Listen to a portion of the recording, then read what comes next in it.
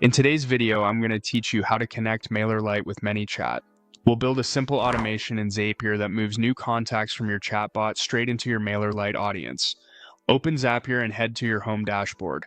Click Create, then choose Zaps to start a fresh automation. Give your Zap a clear name so it's easy to find later. Begin with the trigger. Click the trigger box, search for Manychat, and select it. Now choose the trigger event that fits your workflow. New subscriber is perfect if you want anyone who joins your bot to go to Mailerlite.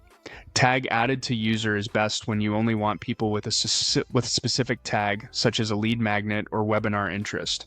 Custom field updated is ideal when you collect an email address at a certain point and want the sync to happen at that moment.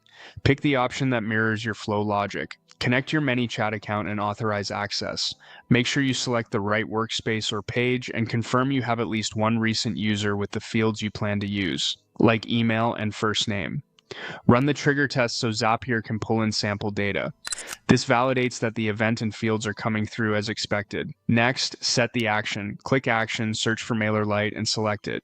Choose what you want Zapier to do. Add. Subscriber creates a new contact if one doesn't exist. Update. Subscriber modifies an existing record, which is handy for profile changes. Add subscriber to group helps you segment people by interest or source. Connect your Mailerlite account and confirm you're pointed at the correct audience.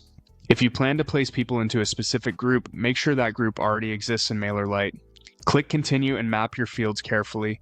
Map the email from Manychat to the email field in Mailerlite, first name to first name, and use your tag or a selected value to add the person to the appropriate group. For example, a lead captured in an Instagram flow in Manychat can be added automatically to your newsletter group in Mailerlite. Keep formatting clean. Emails must be valid, and names should avoid emojis or extra characters unless you want to store them that way. Test and publish your Zap. Send a real test through the exact Manychat flow that triggers the event, then check Mailerlite to confirm the contact appears with the right details and group. If something looks off, adjust your field mapping and retest. When everything checks out, turn the Zap on.